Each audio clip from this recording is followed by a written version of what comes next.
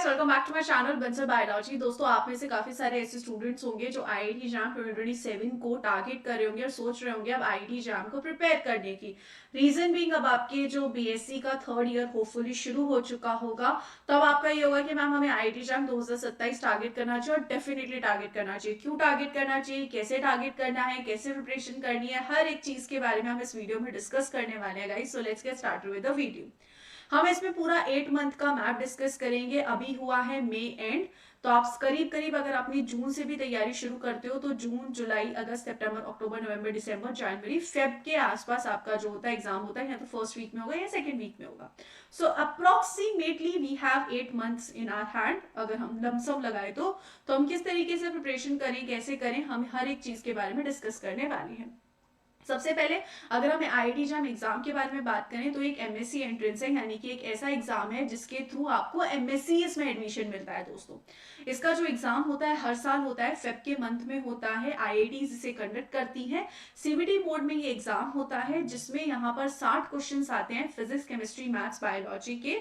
100 marks का यहाँ पर ये पेपर होता है। 3 सेक्शन इसमें होते हैं। सेक्शन ए में एमसीक्यू क्वेश्चन होता है, सेक्शन बी में एमएसक्यू क्वेश्चन होता है और सेक्शन सी में एनएटी क्वेश्चन होता है। एमसीक्यू क्वेश्चन का मतलब ऐसे क्वेश्चन जिसमें से 4 में से एक ऑप्शन करेक्ट है। एमएसक्यू क्वेश्चन मतलब ऐसे क्वेश्चन जिसमें से एक क्वेश्चन में बहुत सारे ऑप्शंस करेक्ट हो सकते हैं। और एनएटी क्वेश्चन मतलब फिलिंग द ब्लैंक्स वाले क्वेश्चंस। यहां पर एमसीक्यू क्वेश्चन में नेगेटिव मार्किंग होती है, एमएसक्यू और एनईटी क्वेश्चन में कोई नेगेटिव मार्किंग नहीं होती है। अब यहाँ पर अगर हम इस एग्जाम के बारे में बात करें, धीरे धीरे ये एग्जाम काफी पॉपुलर हो रहा है और स्टूडेंट्स इसे देते हैं और नंबर ऑफ सीट्स कम होती है, तो हमें उसके लिए बहुत अच्छे से प्रिपेयर करना होता है। अब हमें प्रिपरेशन क्यों शुरू करनी चाहिए दोस्तों? सबसे पहली बात, इसके थ्रू आपको आईआईटीज में एडमिशन मिलता है, आपको आईआईएससी में एडमिशन मिलता है, आपको एनआईटीज में एडमिशन मिलता है और कुछ आईसर्स भी इसके थ्रू एडमिशन देती है। इसके अलावा बहुत सारे ऐसे इंस्टीट्यूट्स होते हैं जैसे कि जेएनसीएसआर वगैरह, वो भी इसके थ्रू एडमिशन लेते हैं। तो मतलब अगर आपको इंडिया के टॉप कॉलेजेस में जाना है बायोलॉजी से रिलेटेड, तो IIT jam is the best exam, specially IITs, IISc में जाना है तो। दूसरी चीज, बहुत सारे ऐसे रेप्यूटेड इंस्टीट्यूट्स भी इसके स्कोर्स को कंसीडर करते हैं जैसे कि आईसर्स और जेएनसीएसआर, तो इस एग्जाम को आपको जरूर देना चाहिए। मतलब this is the one MSc entrance जो आपको जरूर देना चाहिए। इसमें अगर आप बायोलॉजी फील्ड हो तो आपको बहुत ज्यादा चीजें एक्सपीरियंस करने को मिलती है मास्टर्स के लिए। फिर आपकी पीएचडी की अपॉर्चुनिटीज भी बहुत ओपन होती है और जितने भी प्लेसमेंट्स हमें इंडिया में मिलते हैं, आईआईटीज, आईसर्स, आईएएस से आपको बेस्ट प्रोवाइड करवा सकता है। अब इस कंडीशन में 8 महीने के आसपास जो भी हमारे पास टाइम है, ये बहुत ज्यादा इनफ है। अगर आप अभी से जीरो से प्रिपरेशन शुरू करते हो तो इट्स मोर देन इनफ, आप आराम से एग्जाम को क्लियर कर सकते हो। तो अब हमें क्या करना है, अगर हम इस 8 मंथ के प्लान में देखें तो इस 8 मंथ के प्लान में हमें सबसे पहले कॉन्सेप्ट को बिल्ड करना है। फिर हमें यहाँ पर फेज 2 में कुछ कॉन्सेप्ट जो बचे हुए हैं उनको पढ़ना है और कॉन्सेप्ट 3 में यानी कि फेज 3 में हमें मॉक टेस्ट और रैंक देनी है। तो सबसे पहले फर्स्ट में क्या होगा, फर्स्ट में हमें कॉन्सेप्ट बिल्डिंग करनी है। कॉन्सेप्ट बिल्डिंग का मतलब क्या होता है, जो बेस टॉपिक्स होती हैं, बेस यूनिट्स होती है, उनके साथ जाना है। फेज 2 में हम ऐसे यूनिट्स को देखेंगे, बाकी की यूनिट्स जो कि बेस नहीं बनाती लेकिन बाकी की यूनिट्स हैं। और फेज 3 में जब हमारा सब पढ़कर हो गया तब हम यहाँ पर क्वेश्चन प्रैक्टिस, रिवीजन बहुत ज्यादा करेंगे।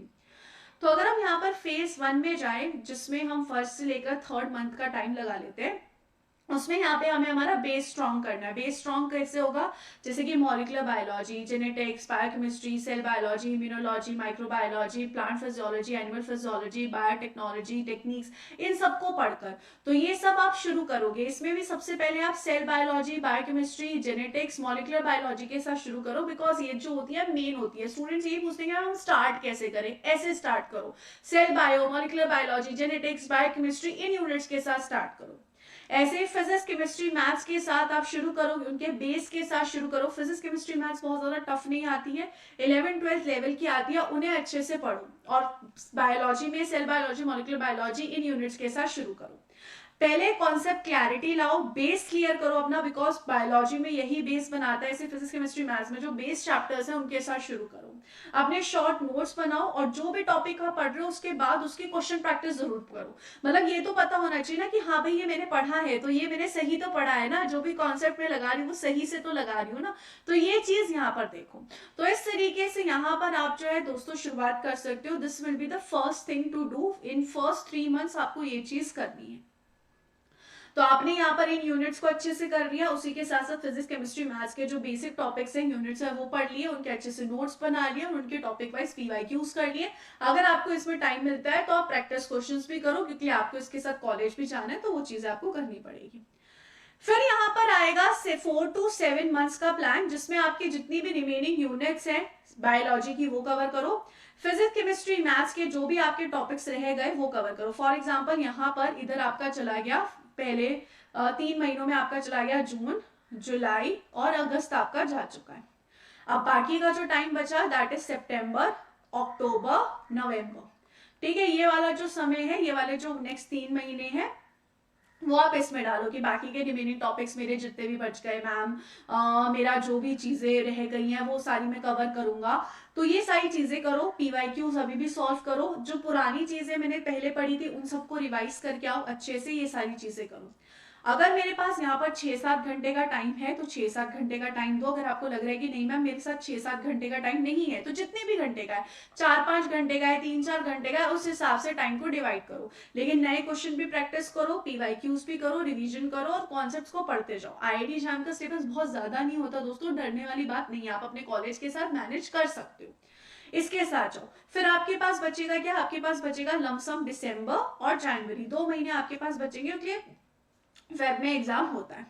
अब इस कंडीशन में आप यहाँ पर क्या करोगे, जो आपका दिसंबर मंथ है, स्पेशली दिसंबर मंथ में ऐसा नहीं होगा कि आप सारी यूनिट्स जो है वो कर चुके होंगे, आपकी यूनिट्स जो है वो डेफिनेटली कुछ ना कुछ बचेंगी। तो इस कंडीशन में यहाँ पर अगर आप देखोगे तो इसके बाद वाला जो मंथ होगा इसमें आप यहाँ पर दिसंबर मंथ में जो भी आपके रिमेनिंग टॉपिक्स हैं उसको करो। दिसंबर मंथ के लिए उसको इसी के लिए रखो कि दिसंबर मंथ में मेरे जो भी रिमेनिंग टॉपिक्स है मैं वो कवर करूंगा, और उसी के साथ साथ जो भी रिवीजन होगा, क्वेश्चन प्रैक्टिस होगा वो करूंगा। दिसंबर मंथ को ज्यादा लोड के लिए मत रखो, दिसंबर मंथ को रखो कि हाँ थोड़ी बहुत मेरी चीजें बचेंगी मैं उनको कवर करूंगा, सारी की सारी चीजों का रिवाइज करूंगा, जितना भी मेरा रिविजन बचा है, मेरा क्वेश्चन प्रैक्टिस बचा है वो करूंगा। फिर जैन का जो मंथ आएगा, जो लास्ट मंथ आएगा, उसकी स्टार्टिंग से आप लग जाओ फुल लेंथ मॉक्स लगाने। ट्राई करो हर हफ्ते में एक मॉक तो लगे ही लगे, उसी के साथ साथ ट्राई करो एक हफ्ते में 2 previous year papers proper time लगा के सॉल्व करो।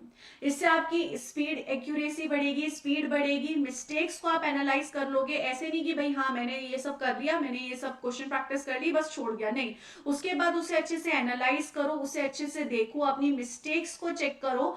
आप मेमोराइज मत करो, चीजों को अंडरस्टैंड करो, स्किप मत करो पीवाईक्यूज को। मतलब जो लास्ट मंथ होगा ना पूरा क्रक्स होगा, तो मॉक्स बहुत सारे लगाने हैं, पूरे पेपर बहुत सारे सॉल्व करने हैं, क्वेश्चन प्रैक्टिस बहुत सारी करनी है, न्यूमेरिकल स्पेशली बहुत सारे करने हैं, बिकॉज आईआईटी एग्जाम में बच्चे न्यूमेरिकल्स में मात खाते हैं, तो ये सारी चीजों में जाएगा।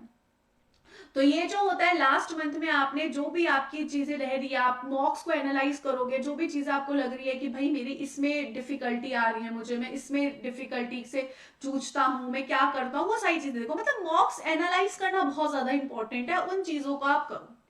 अब स्टूडेंट जो होते हैं दोस्तों क्यों फेल होते हैं, रैंडमली स्टडी करते हैं। मैंने आपको एक प्रॉपर 8 महीने का प्लान बना दिया, मैंने आपको ये बता दिया पीवाईक्यूज नहीं इग्नोर करने हैं, जैसे जैसे आप करते जा रहे हो चैप्टर टॉपिक वाइज पीवाईक्यू करते जाओ, बाद में फिर फुल मॉक के तौर पे पीवाईक्यू सॉल्व करना। मॉक्स देने ही देने हैं, ट्राई करो 5 मॉक्स तो दो ही दो, प्रॉपर अच्छे से प्रिपेयर करो, जो जो मैं कह रही हूँ उसे अच्छे से सुनो, रेंडमली प्रिपेयर मत करो, पूरी अच्छे से कॉन्सेप्ट बेस्ड स्टडी करो। एक दिन 1 घंटे पढ़ाई हो रही है कोई बात नहीं, दूसरे दिन 3 घंटे पढ़ाई हो रही है कोई बात नहीं, ऐसे नहीं कि आज मेरी 1 घंटे पढ़ाई हुई, दैट डजंट मैटर, पढ़ाई तो की ना, तो दैट्स इंपॉर्टेंट। तो इस तरीके से अपनी जो है तैयारी लेकर चलो। और अगर आपको ऐसा लगता है कि मैम इतनी सारी बुक्स पढ़ना, खुद से पढ़ना, कॉलेज के साथ मैनेज करना मुश्किल है, मुझे आपके साथ पढ़ना है, तो ओपेरॉन बैच दोस्तों आ गया है। 5 जून से ओपेरॉन बैच जो है शुरू हो रहा है, अभी आप ज्वाइन कर सकते हो, अर्ली बर्ड पे आपको 40% डिस्काउंट मिल रहा है, right now you can join. ऐसे ही ओपेरॉन कंप्लीट बैच है जो मैं सजेस्ट करूंगी आप लोगों को, क्योंकि जब भी आप कोई एमएससी एंट्रेंस टारगेट करते हो, हर बार ऐसा कोई स्टूडेंट होता है कि मैम मुझे कंप्लीट बैच ले लेना चाहिए था, हर एक एंट्रेंस की तैयारी कर लेना चाहिए था, फॉर्म भर देना चाहिए था, मेरी तैयारी अच्छे से हो जाती है, एग्जाम में सारे दे देता। तो आई वुड रिकमेंड कि आप सारे एग्जाम्स के साथ जाओ, क्योंकि हर एक एग्जाम एमएससी एंट्रेंस बहुत प्यारा एग्जाम है। आपको इसमें फायदा क्या होता है बंसल बायोलॉजी के साथ ज्वाइन करने के लिए, हर एक चीज आपको मिलती है। आपको WPP मिलती है, वीकली प्रैक्टिस प्रॉब्लम, आपको PYQs मिलेंगे, आपको प्रैक्टिस क्वेश्चंस मिलेंगे, सारे लेक्चर्स मिलेंगे, PDF मिलेंगे, तो आपको कहीं ढूंढना नहीं पड़ेगा। और उससे भी बड़ी बात, यह आपको आपके बैचलर्स में भी हेल्प करेगी और आपको कोई बुक ढूंढनी नहीं पड़ेगी, क्योंकि सारा बुक का कंटेंट आपके सामने रखा जाएगा। सो अगर आपको जुड़ना है तो आप जुड़ सकते हैं। I wish you all the very best guys, take care of yourself, thank you so much. आप बंसल बायोलॉजी आप डाउनलोड कर सकते हो, वहां पे आके हमारे साथ एनरोल कर सकते हो। I wish you all the very best, take care of yourself, bye.